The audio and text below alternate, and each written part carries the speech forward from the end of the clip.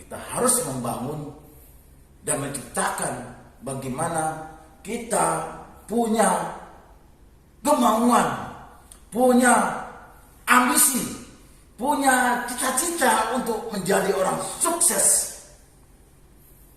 Ada kata orang pintar mengatakan, sukses adalah hak setiap orang.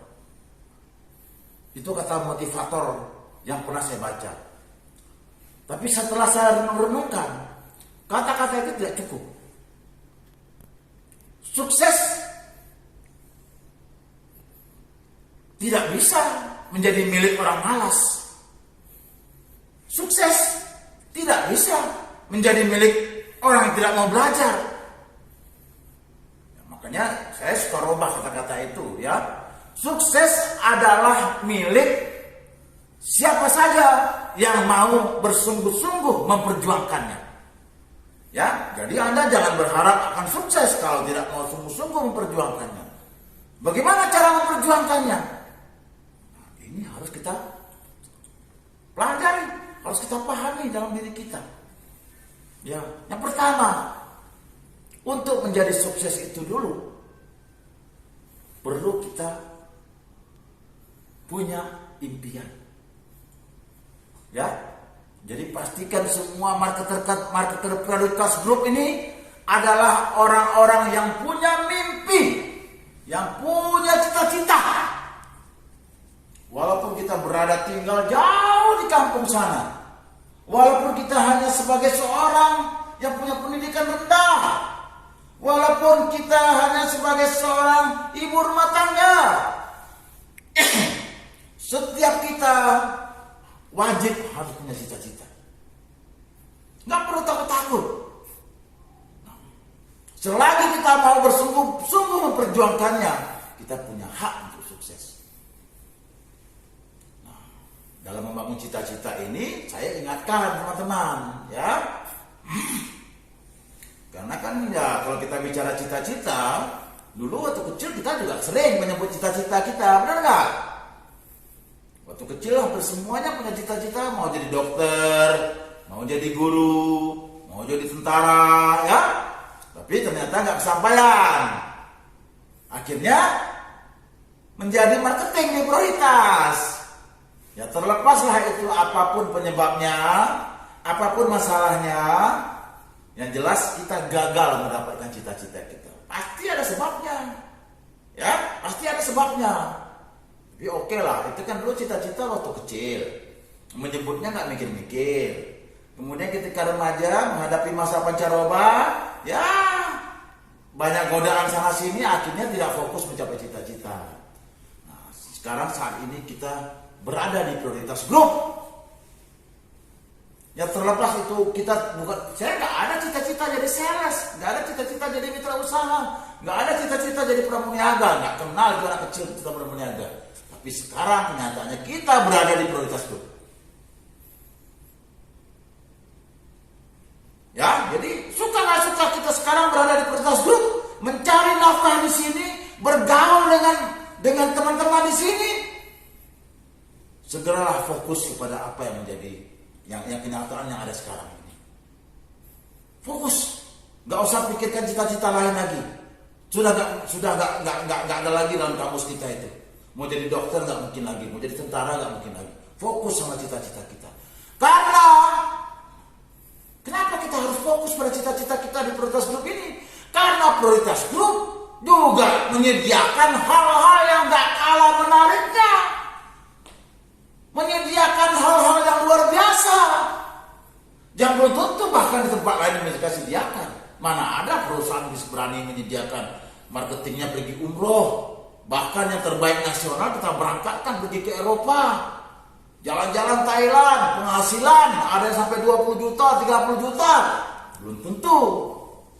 Ya, nah jadi kenyataannya bahwa ini adalah sebuah perusahaan yang sangat menjanjikan bagi kita. Kalau kita mau membangun cita-cita kita kembali, ya, karena perusahaan kita adalah perusahaan yang sangat layak menjadi tempat untuk berjuang bagi kita untuk mendapatkan cita-cita kita itu. Nah, cita-cita kita itu kan kalau sudah ya rata-rata lah seperti kita sekarang ini kan pasti ujung-ujungnya cita-citanya yang menyangkut kebutuhan manusia, ya, untuk mendapatkan penghasilan, ya, untuk mendapatkan penghargaan, ya, kemudian untuk bisa bersosialisasi, ya, sampai menjadi aktualisasi. Dan jadi cita-citanya itu pasti akan berasal dari kondisi-kondisi yang real dulu. Ya, saya kemarin banyak dengar, ya, banyak MBA kita yang bisa menyekolahkan anaknya sampai kuliah, luar biasa. Banyak mitra-mitra kita yang sudah bisa bikin rumah, waduh, luar biasa. Sangat luar biasa, dan memang membuktikan bahwa Prioritas Group ini bukan sekedar hanya jargon-jargon, tapi memberikan bukti, dan itu dibuktikan oleh teman-teman kita. Ya, tapi walaupun demikian, banyak juga teman-teman kita yang belum berhasil mendapatkan cita-citanya di perusahaan ini. Nah, itu nanti masuk ke poin kedua. Ya, yang jelas setelah ini, ya pastikan kita bangun lagi cita-cita kita di perusahaan ini berdasarkan kebutuhan real kita. Kemudian kita konversikan, kita rubah dalam bentuk target-target pencapaian yang harus kita dapatkan. Kalau saya mau begini, saya harus punya omset begini. Kalau saya mau beli motor, saya harus punya omset segini. Kalau saya mau anak saya kuliah, saya punya mendapatkan berkembang secara karir di perusahaan ini. Itu sudah dibuktikan, ya, selama belasan tahun perusahaan ini. Ya, jadi semuanya pastikan setelah ini tidak ada lagi yang cita-citanya masih ngambang. Nggak ada lagi yang cita-citanya masih, aduh nggak enak saya Pak, malu. Nggak boleh lagi. Ya, kita adalah orang-orang hebat. Kita adalah orang-orang yang sudah terlatih. Dan kita beruntung, kita berada di tengah-tengah komunitas yang memang mendorong kita untuk mengeluarkan kemampuan diri kita. Jadi jangan malu-malu lagi kawan. Ya, semangat. Yang kedua, setelah itu baru kita bicara tentang prosesnya.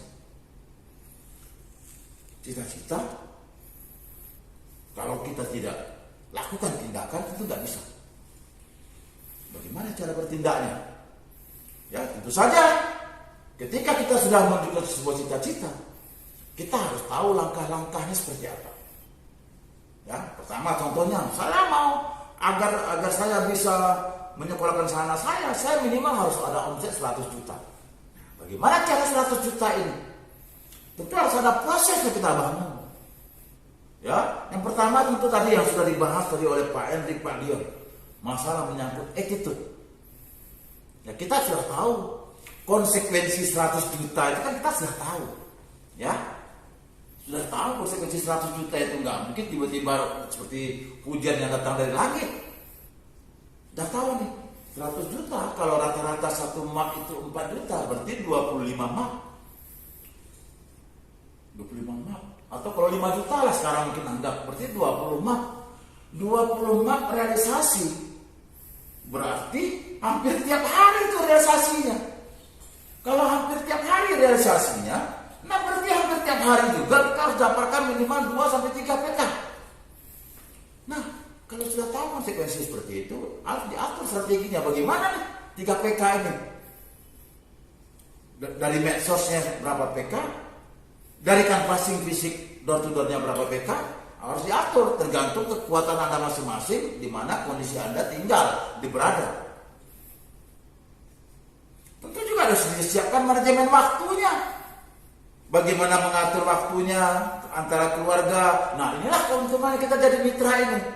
Nggak perlu lagi ya ke kantor, tergopoh-gopoh ke kantor, ya, buru-buru, anak belum siap, bahkan suami pun belum berangkat kerja. Nah, inilah keuntungan yang sengaja kita ciptakan, karena kita tahu bahwa di marketing ini harus lebih fleksibel. Nah, untuk itu kita ciptakan, kita rubah namanya menjadi dari sales force menjadi mitra usaha. Dengan harapan Anda bisa menjadi lebih produktif, dengan harapan kemudian kita bisa merekrut lebih banyak lagi tenaga mitra usaha kita. Ya. Nah, jadi kembali lagi tadi masalah manajemen waktu, ya diatur dengan baik. Ya, sesuai slogan mitra usaha. Kapan saja, di mana saja bisa. Ya. Dan itu sudah bisa dibuktikan oleh begitu banyak teman-teman kita, termasuk dari testimoni-testimoni tadi. Ya, bahkan kemarin saya ada dengar di Pekanbaru itu omset 300 juta itu memang katanya murni dari medsos saja. ada supervisor yang omsetnya 300 itu murni medsos katanya. Jadi ya, pertama tadi adalah masalah attitude kita, kemudian kita membuat sebuah manajemen waktu kita. Nah kemudian apa lagi? Jangan lupa belajar, update terhadap hal-hal yang terbaru. Nah khususnya apalagi gitu, kita sudah berada dalam sebuah pola digital dan kemudian kita mentransformasikan pola kerja kita. Nah wajib hukumnya teman-teman terus mengikuti.